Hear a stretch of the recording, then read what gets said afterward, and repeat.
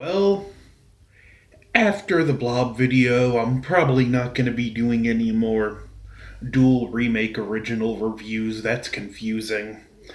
And I could imagine doing a big review for all three Thing movies, but starting with the Thing reviews, Montober continues on with 1951's The Thing from Another World, starring James Arness as The Thing, directed by Christian.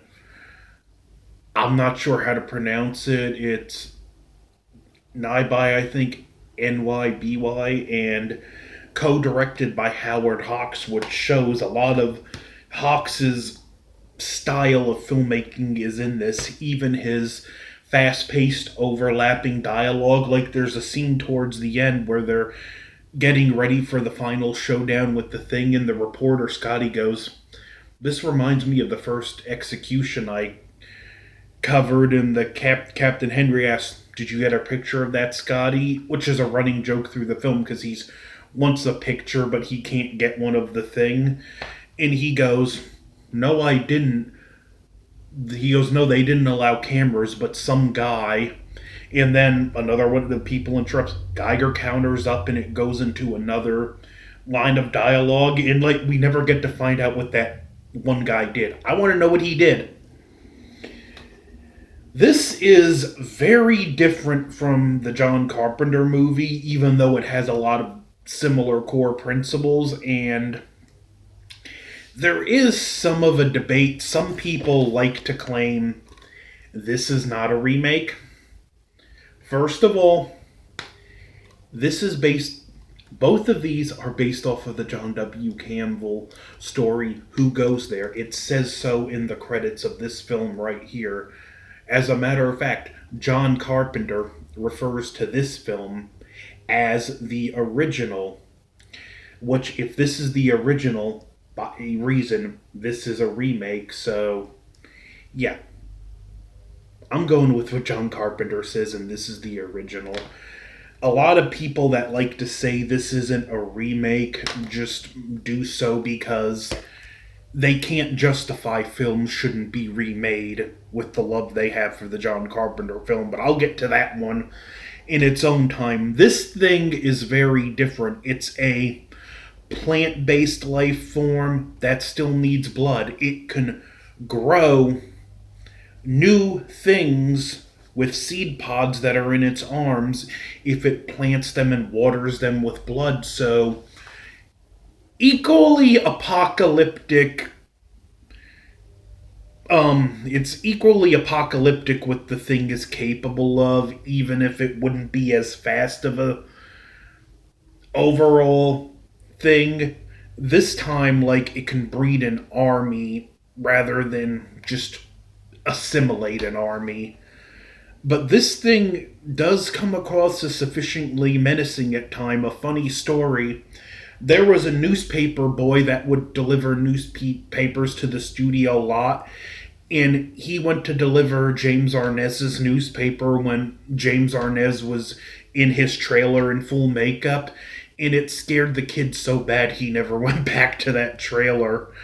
But it's interesting in the way they justify the intelligent plant and how they compare it to the way certain plants act on Earth. It's got some, again, great Howard Hawks dialogue. It's well acted all the way through. I find the characters believable. And there's even a subtle romance that doesn't steal the show between Captain Henry and the secretary, which is done really well. They find there's a flying saucer, and I kind of feel like, much like in the remake, the Thing wasn't the original occupant of the trailer. I mean, of the saucer, because the way they're being shown the photos, and I mean the radar or whatever before they go to the saucer, it seems like it was flying very erratically. So I think it was another alien that found a Thing, and a fight broke out on the ship and it crash landed. They accidentally destroy the ship by trying to free it from the ice with thermite. and they bring the thing back in a block of ice. And I like how they address how unnerving it would be to have this thing in a room in ice, because one of the characters is like, this guy's freaked out.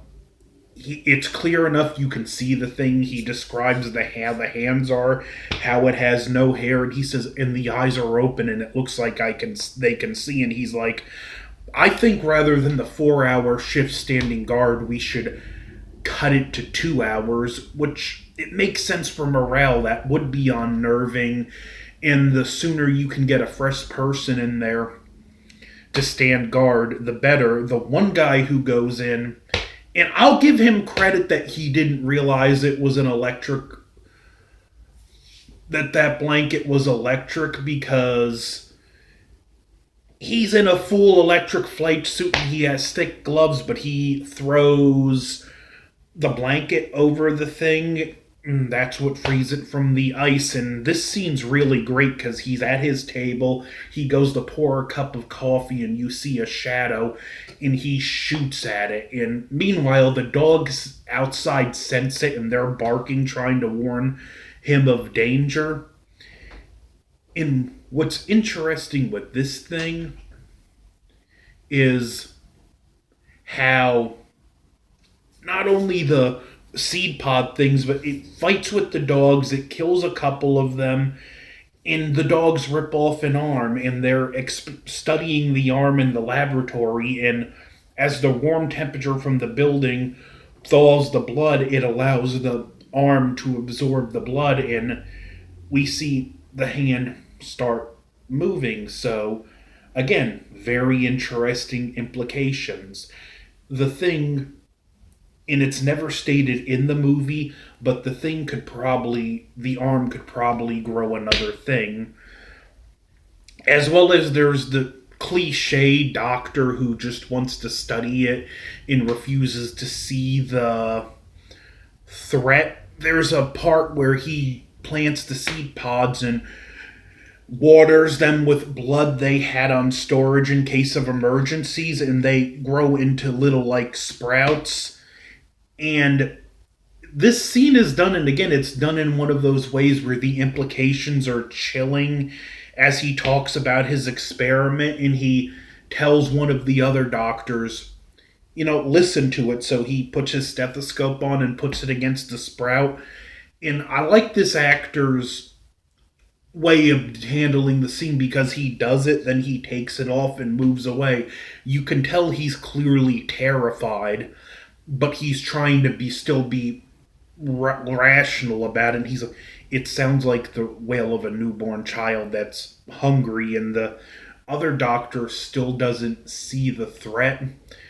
There's even a scene where they try to fight the thing with fire, and you could see this is one scene where John Carpenter took inspiration from during the blood test scene, because when they light the thing on fire and it jumps through the window, it's very similar to how the thing breaks through. It looks very similar to how the thing breaks through the wall and runs into the snow in the John Carpenter movie. But again, I'm going to get to that in the next review. We're going to have all three Thing movies reviewed.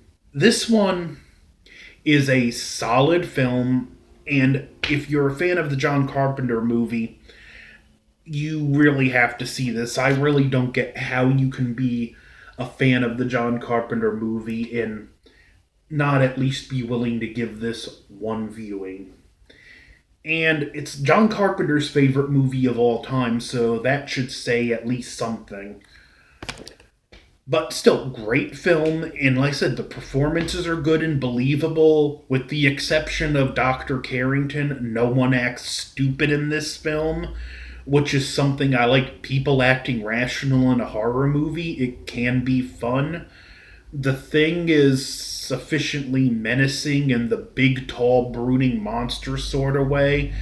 James Arness actually does deliver a good performance just through sheer physicality without saying a word. You can tell this thing can rip you to shreds. And they do make it reasonably hard to kill too. Like, bullets do nothing. even the fire didn't do much. They had to resort to this electric trap, which is an interesting thing because in the story Who Goes There, they fought the Thing with electric harpoons they used for ice fishing, which I know they're remaking the film again, and it's supposed to take elements from not only all three of these films, but the short story Who Goes There and the recently uncovered full novel Frozen Hell, which John W. Campbell compressed into Who Goes There. But in that, I'd like to see them use the electric harpoons. But still, it was an interesting thing, and you can see similarities. When I look at this, look at the Thing, and knowing what I know about Who Goes There, yeah, I can tell they're all based from the same story. The effects are, for the time, not bad. There's no effect that at the time would have looked cheap. You can tell some actual money and quality control went onto this film. The makeup effects on James Arnaz look reasonably well to this day, and even the effect with the Thing being electrocuted is pretty well done for the time, and it doesn't look like it hasn't aged as poorly as other effects from its time period. I would like to see a better video release because this one I got, it's poorly cropped. There are scenes where literally this much of the actor's face is in frame, or you'll just see their neck and they're talking to each other. That's not the film's fault. That's the poor cropping of the copy I have, but it was the only one I can get, and I really like this movie, so I'm going to settle for what I have. I tried to be vague about this movie because it's not as well known as the remake. Like, a lot of younger people tend to overlook these older movies, and you really should experience this film for yourself. I will go more into detail about the plot for my next video because John Carpenter's The Thing is more well known, but don't forget to like, share, comment, subscribe. Over and out.